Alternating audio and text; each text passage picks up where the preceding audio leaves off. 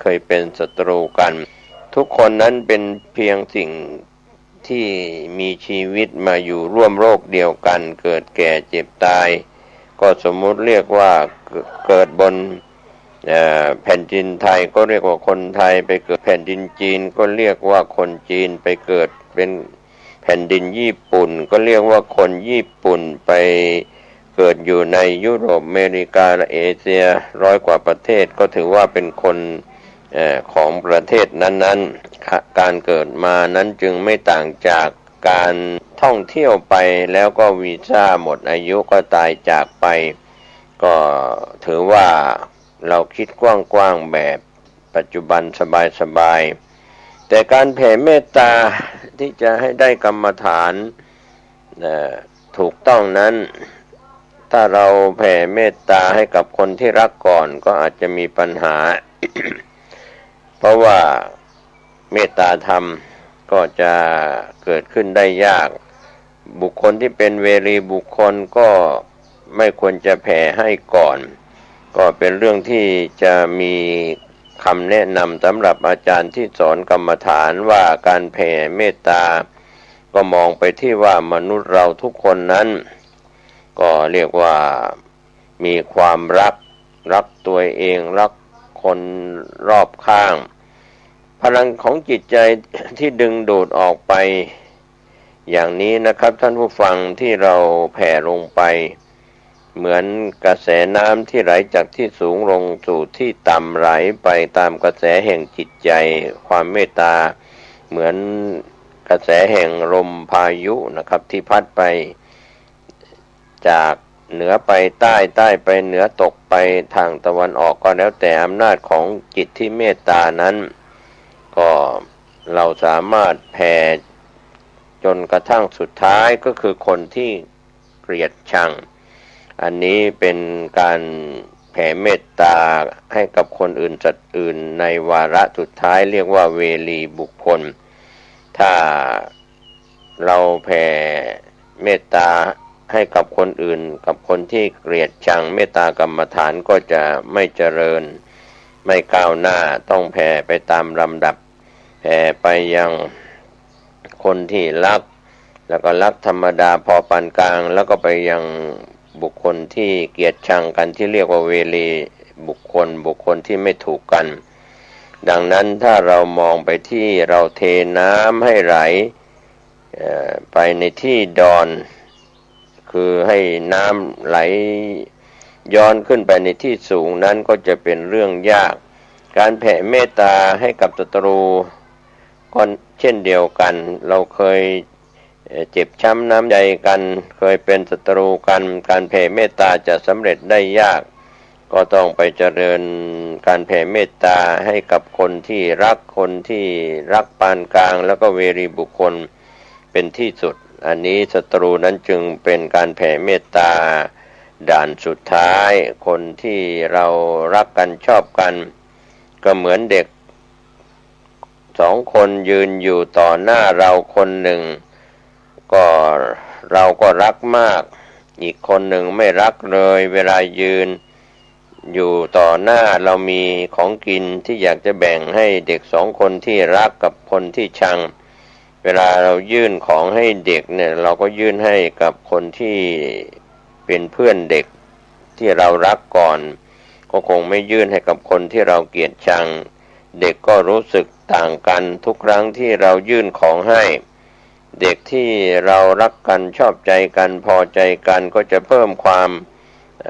รักที่ดีต่อกันส่วนในเด็กที่เราชังเขายื่นสิ่งของให้ก็อาจจะเรียกว่าไม่สบอารมณ์เพราะว่าเขาก็ไม่เต็มใจให้อะไรอย่างนี้การอิ่มท้องของทั้ง2 คนเด็กคนหนึ่งนั้นก็มีความหมายว่าอิ่มท้องเพราะแก้ความหิวก็เป็นส่วนที่เราเป็นข้อเปรียบเทียบให้เห็นว่าเราหยิบยื่นของกินที่เป็นคน2 คนที่เรารักกับเราชังก็จะแตกต่างกันดังนั้นวิธีแผ่เมตตาท่านจึงสอนให้เรา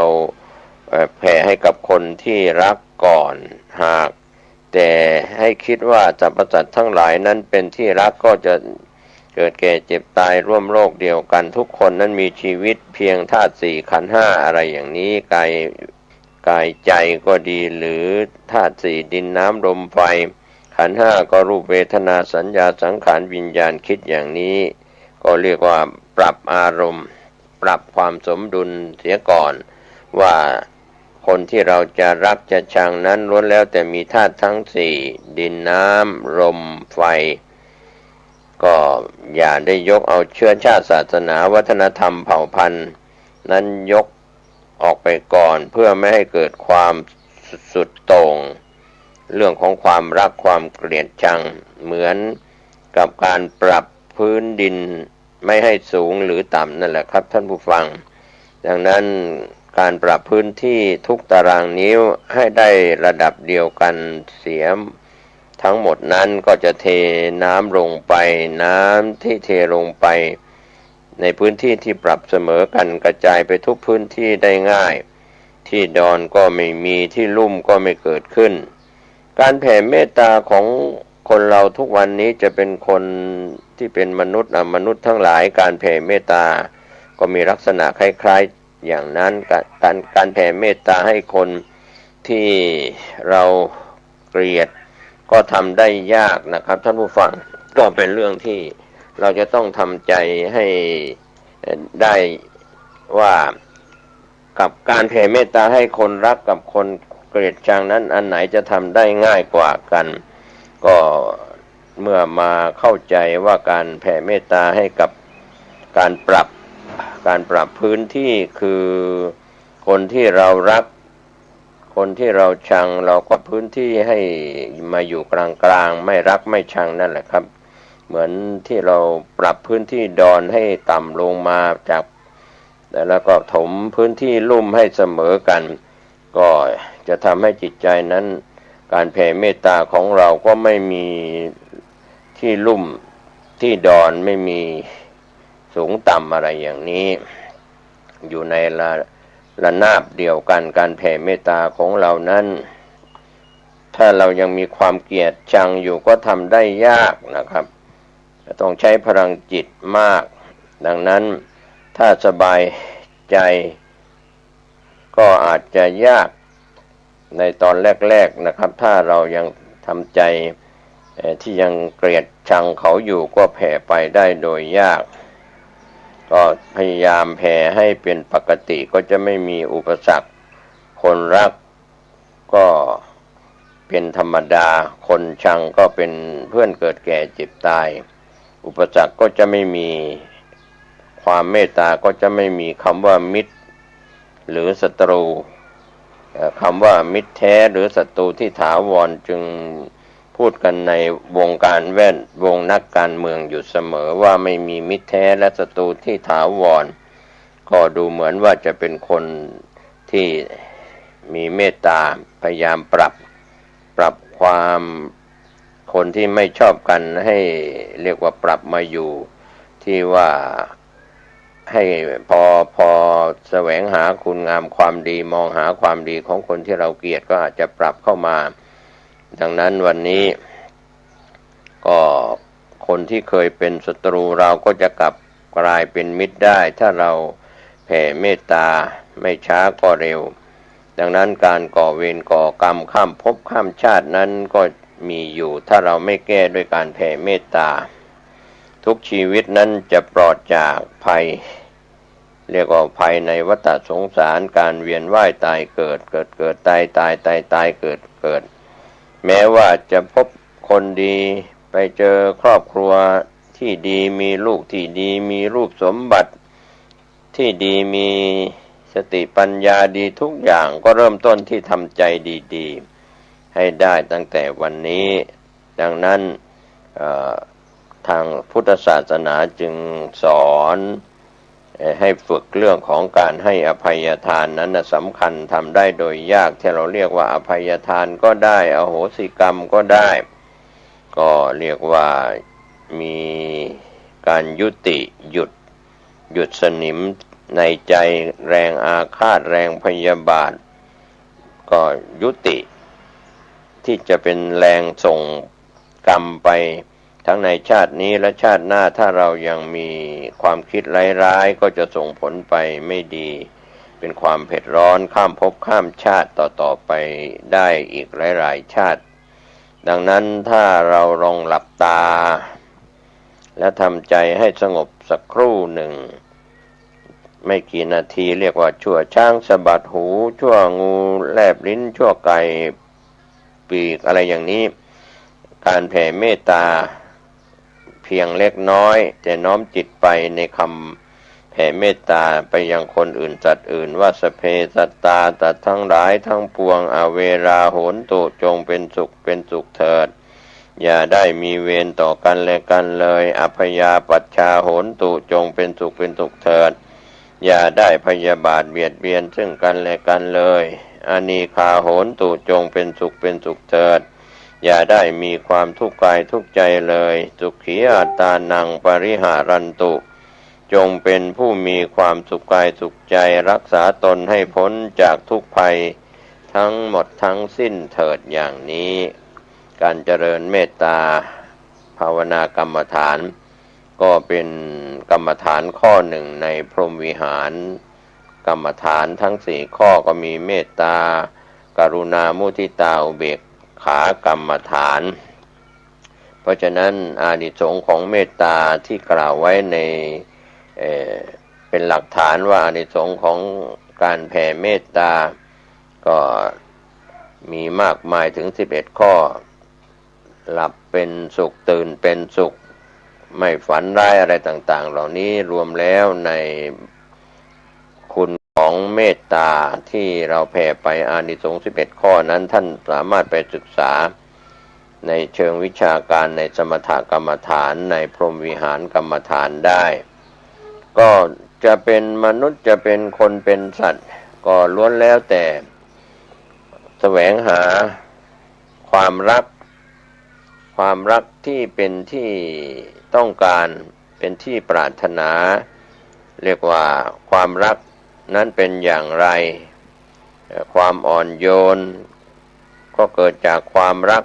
การเสียสละถึงที่สุดก็เกิดจากความรักบางครั้งที่โหดร้ายที่สุดก็เกิดจากการปกป้องสิ่งที่ตนรักความรักก็มีหลายอย่างแต่ละอย่างก็มีเงื่อนไขที่แตกต่างกันออกไปนะครับท่านผู้ฟังรักแล้วเป็นทุกข์ที่สุดถูกผูกมัดมากที่สุดก็มีรักแล้วทำให้มั่นใจเชื่อมั่นรู้สึกมั่นคงในชีวิตก็มีรักแล้วสบายใจแล้วก็ปล่อยวางได้ถือว่าเป็นสิ่งที่เรารู้จักรักรู้จักปล่อยวางบางคนก็ไปเทิดทูนคนมีเงินคนมีบริวารมากก็ยังต้องการความรักคนที่มีทรัพย์สินสมบัติมากมายทั่วโลกใบนี้ก็ยังรู้สึกว่าตนเองขาดแคลน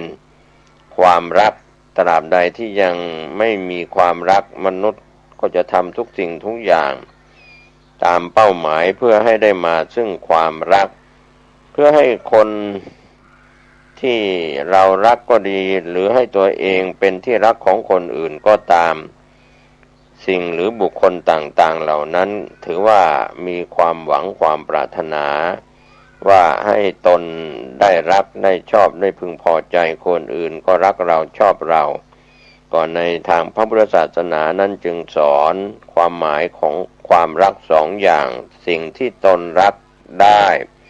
อาจเป็นได้ทั้งสิ่งที่มีชีวิตและก็ไม่มีชีวิตคนที่รักตนก็หมายถึงว่าปรารถนาให้บุคคลที่ตนรักได้สมปรารถนาให้ตนเป็นที่รักสิ่งที่มีชีวิตเมื่อเรารักเขาอาจรักตอบก็ได้แต่สิ่งที่อาจจะย้อนกลับมาว่าสิ่งไม่มีชีวิตเรารักเขาแต่ข้างเดียวสิ่งไม่มีชีวิตเขาไม่รู้สึกเหมือนดอยภูเขาหินผาแม่น้ำทะเลต่าง สิ่งที่เรามองว่าไม่มีชีวิตดูเหมือนว่าเรารักชอบธรรมชาติแม่น้ำลำคลองทะเลดอยภูเขาป่าไม้ลำเนาภัยเรารักสิ่งเหล่านี้ดูเหมือนว่าเรารักเขาข้างเดียวมีความรู้สึกอย่างนั้นแต่ถ้าเรามองว่าเหมือนท่อนไม้ว่าเป็นความรักฝ่ายเดียวรักข้างเดียวอย่างนี้นะครับท่านผู้ฟัง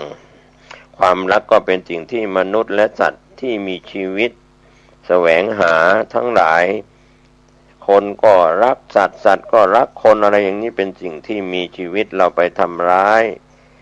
ทำลายคนด้วยกันเองจะมีฐานะการงานการเงินอย่างไรก็ไม่ดีคนไปรังแกสัตว์สัตว์มารังแกคนก็ไม่ดีก็ขาดเมตตาขาดความรักกันเพราะฉะนั้นความรักที่นำมาซึ่งความอบอุ่นแล้วก็อ่อนโยนในชีวิตก็คือคนและสัตว์ที่อยู่ร่วมกันส่วนสิ่งที่ไม่มีชีวิตนั้นเรารักธรรมชาติรักอาคารบ้านเรือนรักสิ่งแวดล้อมรักบรรยากาศนั้นก็ถือว่าแม้ดูเหมือนว่าเขาไม่ตอบสนองแต่สิ่งเหล่านั้นเมื่อเราพูดคุยหรือเรารักธรรมชาติ รักสิ่งแวดล้อมธรรมชาติที่ไม่เป็นมลภาวะก็จะรักเราชอบเราโดยธรรมชาติดูจากดินน้ำลมไฟอากาศที่ไม่มีปัญหาหมอกควันไฟป่าค่า PM 2.5 ไม่มีก็ดูเหมือนว่าธรรมชาติเหล่านั้นรักเราแต่ถ้าเรามีฝุ่นละอองค่าฝุ่นละอองเกินค่ามาตรฐานสิ่งเหล่านั้นก็อาจจะไม่รักเราทำลายสุขภาพเราดังนั้นวันนี้เราอย่าได้รังแกกันระหว่างคนกับสัตว์ที่ยังมีชีวิตจิตใจพูดได้แสดงออกได้แต่สิ่งที่ไม่มีชีวิตที่เราเรียกว่าดินน้ำลมไฟอากาศนั้นถ้าเรารักธรรมชาติก็รักเราเหมือนกันขอให้เราเข้าใจอย่างเช่นคนที่รักดอกไม้ชอบปลูกต้นไม้ชอบปลูกไม้ดอกไม้ประดับเห็นความสวยงามของธรรมชาติเห็นสิ่งที่ดีถึงแม้เขาจะไม่ตอบสนองมีปากบอกว่ารักเราแต่ธรรมชาตินั้นก็จะมีชูช่อดอกออกดอกผลอะไรต่างๆให้เราชื่นอกชื่นใจสิ่งที่ตอบสนองก็คือคนและสัตว์ที่เรารักเขาก็จะตอบสนองออกมาว่ามีความชื่นใจดังนั้นสิ่งที่วิเศษที่สุดทั้งคนและสัตว์ต้องการและแสวงหากันวันนี้ก็คือความรักที่เรียกว่าใช้ศัพท์แบบว่ามีของแท้ของเทียมรักแท้ต้องบริสุทธิ์รักเทียมก็คือไม่บริสุทธิ์ก็รักแบบจอมปลอมอะไรบางคนก็ไม่เคยพบในเรื่องของคำว่าความบริสุทธิ์ที่เป็นรักแท้บางคนก็บอกว่ารักบริสุทธิ์ไม่มีหาไม่ได้ส่วนมากก็มีแต่รักเทียมรักหลอกรักลวงบางคนก็บอกว่าหาความรักจากคนไม่ได้ก็ยินดีที่จะอยู่กับวัตถุที่ตนรักดีกว่าอย่างนี้เป็นตัวอย่างวัตถุนั้นไม่เปลี่ยนใจแสดงความรักต่อสิ่งที่ไม่มีจิตใจก็ดูจะเหมือนง่ายกว่าก็เป็นความเข้าใจของคนและสัตว์ที่คิดผิดไปว่าสิ่งที่ไม่มีชีวิตธรรมชาติเหมือนธรรมชาติดินน้ำลมไฟอากาศดอยภูเขาทะเลไม่มีมลภาวะนี่ก็ถือว่าธรรมชาติก็รักเราได้อากาศที่สดชื่นได้สิ่งแวดล้อมที่สดชื่นมนุษย์และสัตว์ที่อยู่กับสิ่งแวดล้อมธรรมชาติเหล่านั้นก็จะเป็นที่ถูกใจก็เป็นการบ่งบอกความรักเพราะว่าเรารักธรรมชาติให้ความสมดุลทางธรรมชาติดินน้ำลมไฟอากาศจึงบริสุทธิ์ก็การตอบสนองความรักของสิ่งที่เป็นธรรมชาติเรายัง